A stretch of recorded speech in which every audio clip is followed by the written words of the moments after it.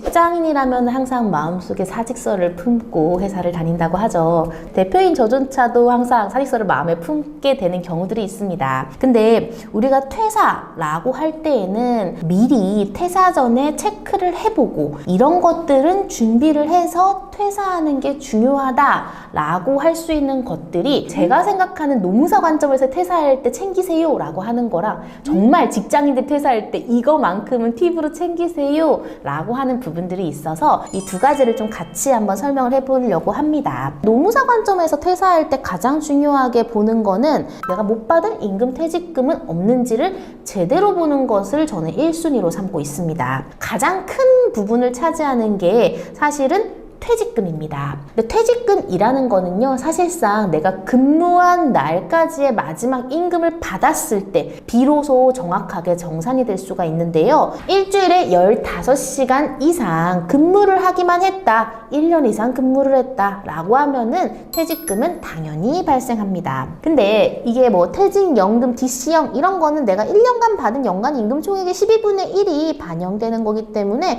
계산상 어려움이 사실은 없어요. 근데 이게 법정퇴직금이라는 거는요, 퇴사 전 3개월 동안의 총 임금을 총 일수로 나눈 1일 평균 임금을 가지고 전체 퇴직 기간을 산정하게 됩니다. 그러면 한 달의 일수가 동일하지 않아요. 이것 때문에 언제 퇴사하는 게 가장 현명한 건가요? 언제 퇴사하는 게 퇴직금을 가장 많이 받는 건가요? 얘기도 나오긴 하는데요. 2월이 포함될 때에는 2월은 28일 혹은 29일밖에 없잖아요. 분모가 작아지니까 퇴직금이 커질 수밖에 없겠죠. 반대로 요즘과 같은 7월, 8월은 1, 2, 3, 4, 5, 6, 7, 8 이거 아시죠?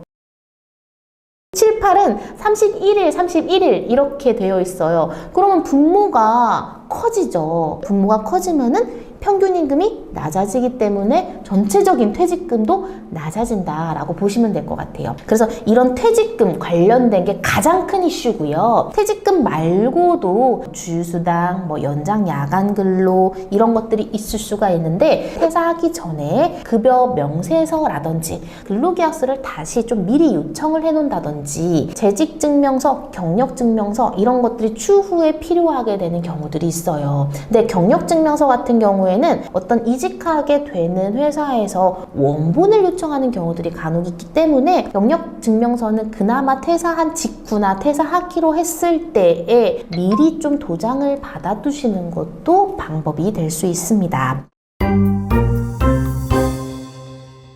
이제 슬기로운 퇴사 생활, 슬기로운 직장인 생활에서 보니까 정말 실질적으로 챙겨야 되는 것들이 많았더라고요. 이거는 좀 참고사항만 봐주시면 되는데요. 퇴사를 하고 나면은 이상하게 내가 했던 업무에 대해서 기억상실증이 걸린대요. 퇴사하기 전에 아니면 퇴사한 바로 직후 업무에 대한 기억력이 살아있을 때 좀 스피디하게 나의 업무 내용을 좀 정리를 해봐라 라는 이런 꿀팁 저 생각도 못했어요. 그러면서 이제 포트폴리오를 최신화하면서 하는 것도 굉장히 중요하다고 보고 있고요. 그리고 이것도 팁 아닌 팁인데요. 누릴 수 있는 혜택 누리고 퇴사해라. 예를 들어 회사 같은 경우에는 뭐 의료비 지원, 뭐 건강검진, 복지카드 이런 것들이 있는 경우가 있는데요. 미리 해놓고 가라 라는 것도 팁으로 하고 있고요. 퇴직금 정산서라든지 급여가 어떻게 지급됐고 세무 처리가 어떻게 됐었는지 근로소득 원천징수 영수증이라는 것도 중도 퇴사할 때 받으셔야 돼요. 이걸 안 받게 되면은 내가 다른 회사 가게 된다고 했을 때 연말정산했을 때 그 전 회사 자료 받아오라고 하면 그때 가서 또 다시 연락을 해서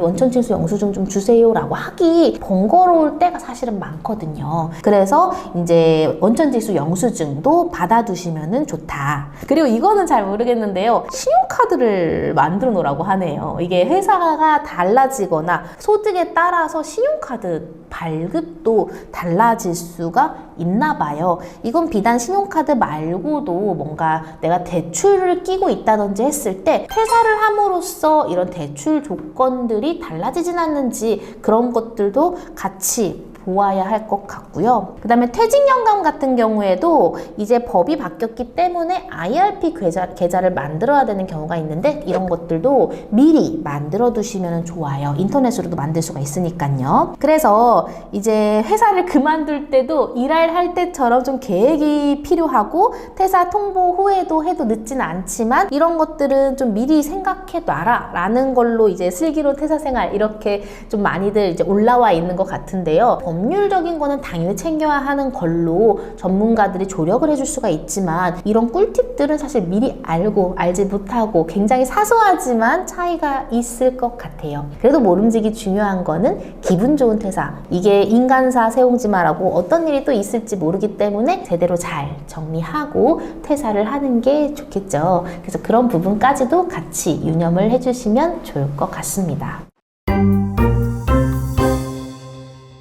오늘은 이제 퇴사 시 챙겨야 할 것들이라고 해서 법률적으로 기본적으로 챙겨야 될 임금 퇴직금에 대한 기본 내용과 같이 이제 슬기로운 퇴사 생활이라고 해서 직장인들 관점에서 이런 것들은 법은 아니지만 챙기면 좋은 것들까지 같이 설명을 해드려 봤습니다. 제가 또 다음 영상에서는 좀 이어서 기회가 된다면은 개인 사유로 인한 퇴사가 아니라 법률적으로 문제가 될 수 있는 해고로 퇴사하게 되는 경우 혹은 뭐 권고사직으로 퇴사를 하는 경우에는 또 다른 무언가를 챙겨야 하는데요. 그 부분도 따로 설명드리도록 하겠습니다. 오늘 영상도 끝까지 보셨다면 구독, 좋아요, 알림 설정 부탁드립니다. 감사합니다.